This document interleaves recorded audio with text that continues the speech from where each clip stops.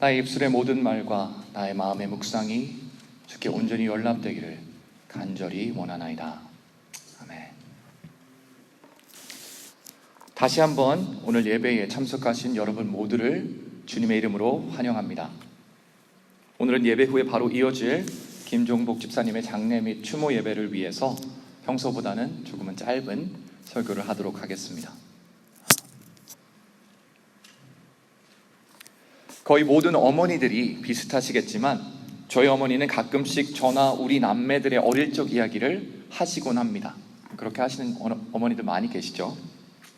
그리고 인상 깊었던 기억들에 대해서는 한 번이 아니라 여러 번씩 반복해서 이야기를 하시곤 합니다. 제 기억에는 없지만 어머니의 기억과 그 이야기로 알고 있는 제 어릴 적 이야기를 저는 그래서 다수 알고 있습니다. 그리고 그런 짧은 일화 하나를 여러분들과 오늘 나누면서 오늘의 설교를 시작하려고 합니다. 정확하게는 기억나지 않지만 하루는 어린 제가 어머니에게 이렇게 물었다고 합니다. 엄마, 사실은 이제 강대상 위니까 제가 어머니라고 하지만 아직도 엄마라고 부릅니다. 엄마, 하나님께서 말씀으로 천지를 창조하셨지요. 저희 어머니께서 그래, 맞아. 그럼 제가 이렇게 말했다고 합니다. 그럼 그게 말이 씨가 된다는 말이랑 똑같은 건가요? 라고 물었다고 합니다. 아마 당시에 제가 말이 씨가 된다는 속담을 새롭게 배웠던 게 아닐까, 그 당시에 제가 유추해 보는데요. 목사님의 아들 아니랄까봐 가장 친숙한 성경 말씀에 빗대어서 그 속담을 이해하려고 했던 것 같습니다. 물론 말씀으로 천지를 창조하신 하나님의 놀라운 섭리와 말이 씨가 된다는 우리 조상들의 지혜가 신학적으로나 철학적으로 완벽하게 동일하지 않을 수 있지만 아마도 전 그때 말이라는 것이 그저 모음과 자음으로 이루어진 글자를 받아 쓰거나 발음하는 것 그 이상의 무엇이 있다고 느꼈던 것 같습니다. 그리고 사실 오늘 살펴본 야고보서 3장의 말씀 또한 말의 중요성, 말이 가질 수 있는 파급력에 대해서 우리에게 말해주고 있는 것입니다. 야고보서는 특히 우리의 혀를 다른 사물들과 비유해 가면서 말이 가지고 있는 특성에 대해서 이야기합니다. 가장 먼저 우리의 혀를 제갈과 키에 비유하는데요. 제갈이라는 것은 말이나 소 같은 동물들의 입에 물려서 거기에 고삐를 연결할 수 있는, 그래서 동물들을 내가 원하는 방향으로 이끌 수 있는 장치, 기구를 말합니다. 마찬가지로 물 위에 떠다니는 배에 있어서 키는 그 배의 방향을 조종하는 운전대이자 방향타입니다.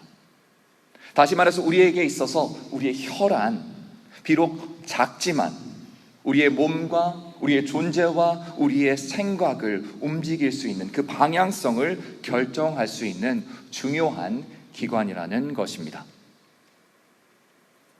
그리고 여러분들이 이런 혀의 역할을 조금 더 직관적으로 이해하실 수 있기 위해서 저와 함께 잠깐 생각하는 시간을 가졌으면 좋겠습니다. 제가 이렇게 한번 여쭤보겠습니다. 여러분들이 요즘 가장 많이 하는 대화의 주제는 무엇입니까? 잠깐 한번 생각해 보세요. 내가 요즘 어떤 말을 하고 살고 있지? 내가 누구를 만나면 어떤 말을 가장 많이 하지? 생각해 보시기 바랍니다. 여러분들이 가족으로 모이고 친구들로 모이고 교회로 모였을 때 어떤 대화를 나누십니까? 제가 장담할 수 있는 것은요, 그 대화들의 주제와 내용이 뭐가 됐든 간에 그걸 통해서 여러분들 앞으로의 1년, 3년, 5년, 10년의 미래를 예측해 볼 수 있다는 것입니다. 전 그런 의미에서 우리가 우리의 가정에서 어떠한 말로 어떤 대화를 나누는지 정말 중요하다고 생각합니다. 예를 들어서 오늘 이렇게 우리 아이들이 있을 줄 몰랐는데 우리 아이들에게 가정에서 넌 할 수 없어, 네까지 이렇게 뭘 안다고, 네 수준을 알아야지, 이런 식의 말을 듣고 자라는 아이들은 어떻게 되겠습니까? 혹은 이거 우리 한국 부모님들 잘 하시죠? B학점 받았구나. A학점은 못 받겠었어? 그것밖에 못 하겠니? 그걸로는 한참 부족해 아직. 세상이 얼마나 치열한데 네가 하고 있는 것에 거기 안주하면서 만족하면서 살래? 이런 말들을 듣고 자란 우리 아이들에게는 이 말이 상처가 되는 것은 물론이거니와 결국 그 말들의 내용이 우리 아이들의 삶의 방향성이 되어서 그 아이들을 절망과 무기력함에 빠지게 하거나 아니면 항상 부족하다는 자책과 무엇인가를 이루지 않으면 인정받을 수 없다는 생각에 사로잡혀서 살아가게 만드는 것입니다. 그리고 그것은 지극히도 비기독교적이며 은혜 없는 삶이 됩니다. 여러분, 우리 교회도 마찬가지입니다. 우리가 나누는 대화의 내용들이 하나님의 영광과 하나님의 나라에 관한 것일 때 우리는 우리 가운데 천국을 만들어가고 하나님의 뜻을 온전히 따르는 교회로 성장할 것입니다. 아멘.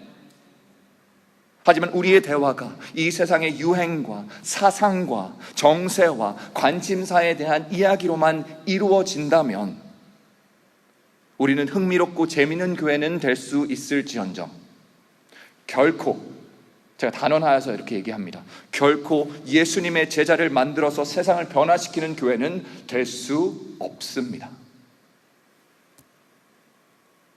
그리스도 안에서 형제되고 자매된 여러분, 전 지금 여러분들에게 이런 류의 이야기 혹은 저런 류의 이야기는 적합하지 않으니 교회에서 그런 말씀하지 마세요 라고 말씀드리는 게 아닙니다. 다만 오늘의 말씀대로 우리의 혀와 말이 가지고 있는 우리를 이끌고 우리의 삶의 방향을 결정할 수 있는 그 힘에 대해서 다시 한번 깊이 생각해 보시기를 권고하고 권유드리는 것입니다. 누군가에 대한 험담을 하거나 우리가 소위 말하는 가십을 하는 것이 기분이 좋을 때가 있어요. 그것이 때론 심리적인 해방과 해소를 가지고 오기도 합니다. 맞습니다. 세상에 일어난 수많은 재밌고 특이한 이야기들을 나누는 것이 우리에게 즐거움을 가지고 오기도 하고 우리가 몰랐던 지식을 얻을 수 있는 기회가 되기도 합니다. 그리고 그런 이야기를 통해서 서로 친밀감도 쌓여요. 하지만 그런 류의 대화는 결국 하나님의 자녀가 된 우리들의 내면 속에 있는 가장 깊고 근원적인 갈급함을 충족해 줄 수 없습니다. 지금 여러분이 앉아 계신 이 교회가 연합감리교회입니다. 감리교회입니다. 우리 감리교회의 시초라고 할 수 있는 존 웨슬리 목사님과 그를 따른 성도들은 우리가 소그룹이라고 하는 그 속회에 모일 때마다 서로에게 이렇게 물었다고 합니다. 그 미팅에 딱 들어오잖아요. 그럼 서로에게 이렇게 묻는 거예요. How is it with your soul today? 오늘 당신의 영혼은 평안하신가요? 지금 당신의 영혼의 상태는 어떠신가요? 어쩌면 낯간지럽고 조금은 직설적이고 너무 사적인 질문처럼 느껴지실 수 있습니다. 하지만 우리가 정작 교회에서 나누길 원하는 대화가 이런 대화가 아닌가요? 세상의 모임에서는 할 수 없는 대화, 하나님의 존재를 믿고 그분 안에 속해 있기에 서로 할 수 있는, 우리가 교회이기에 할 수 있는 대화. 오늘 아침 여러분들의 영혼은 어떠십니까? 안전하십니까? 평안하십니까?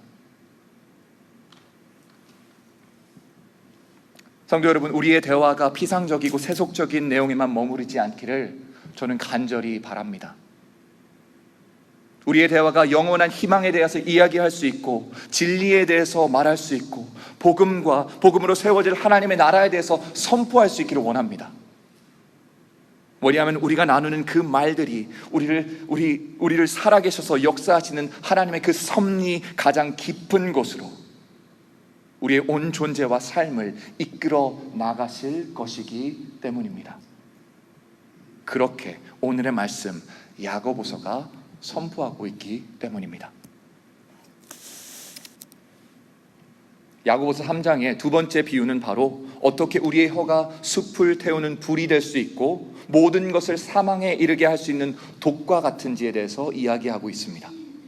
제가 좀 과격한 표현을 쓰는 것을 좀 양해 부탁드립니다. 하지만 여러분들은 혹시 여러분들의 혀가 살인의 도구, 그저 살인이 아니라 학살의 도구가 될 수 있다는 것을 생각해 보신 적이 있으십니까? 제가 이런 과격한 표현을 하는 것은 다름이 아니라 오늘 성경 말씀이 우리에게 그렇게 우리의 혀에 대해서 진술하고 있기 때문입니다. 야고보서 3장 6절을 함께 보시죠. 혀는 곧 불이요 불의의 세계라.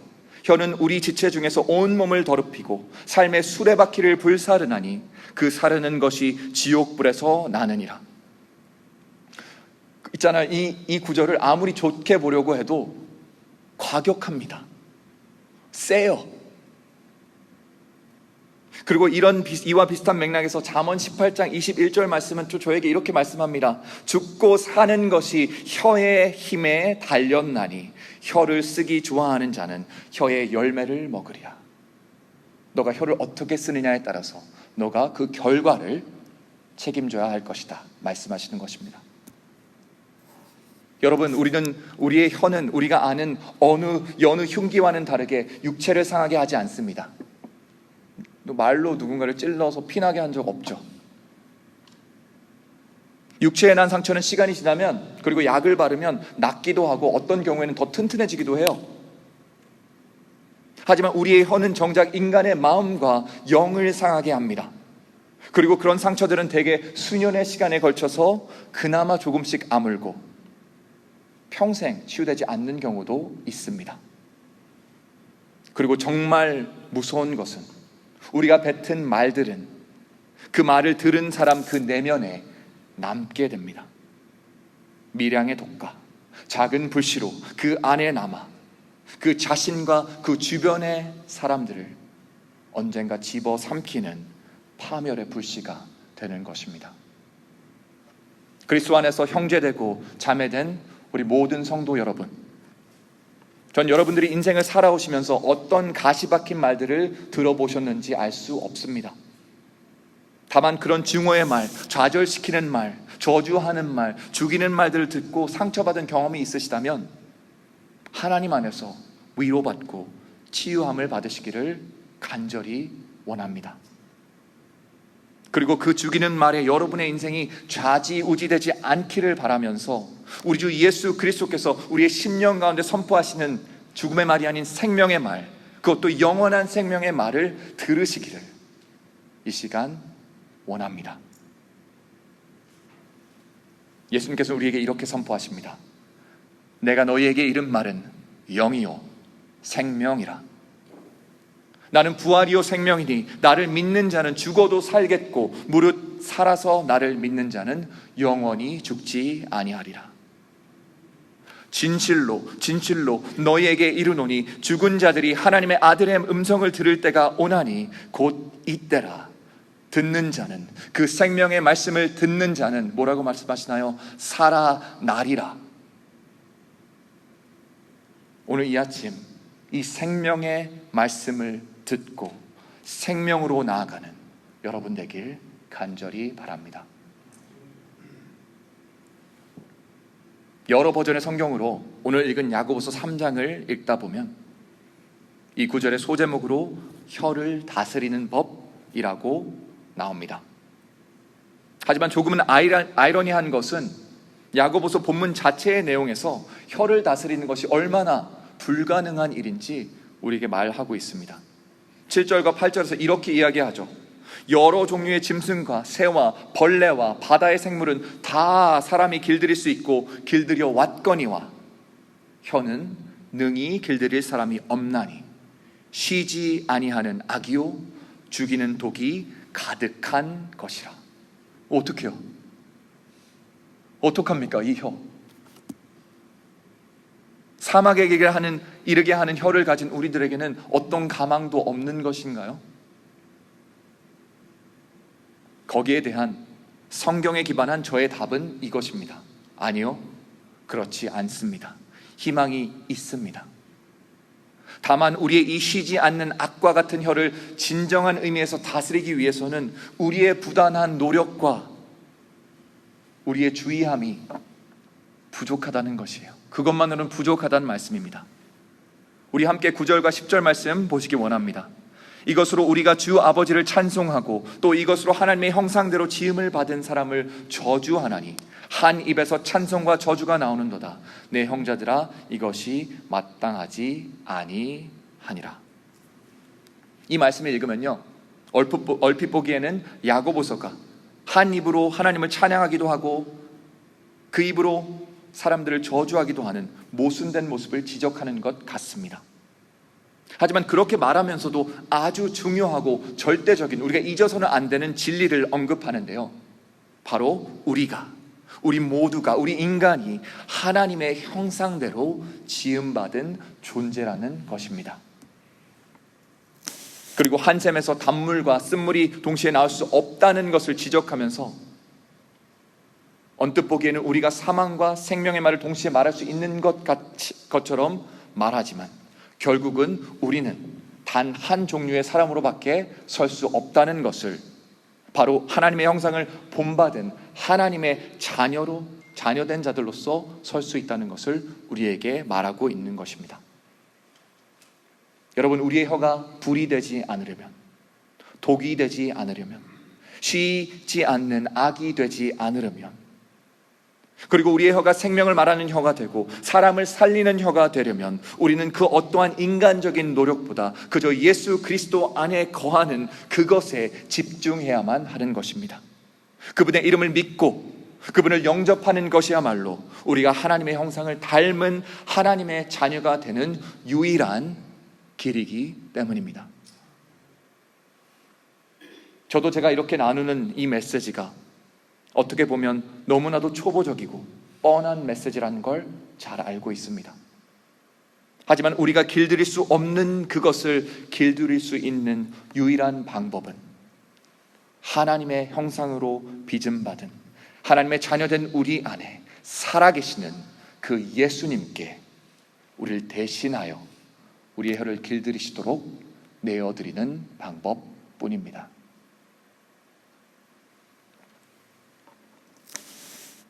전 굉장히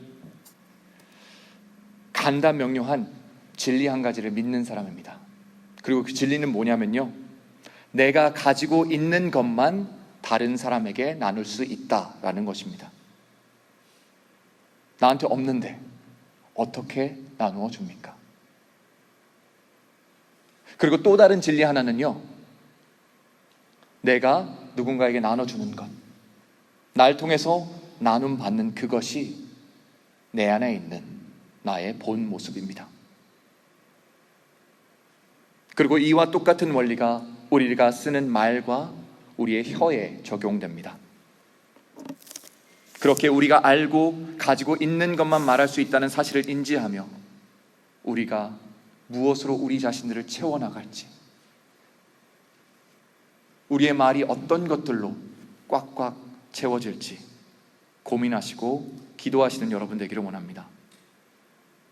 사랑하는 성도 여러분, 불만과 불평보다는 감사와 찬양으로 우리 내면을 채워가십시다. 이 세상에 대한 낙담과 비관이 아닌 하늘에 대한 희망과 소망과 열정으로 우리 자신들의 마음을 채워나갑시다.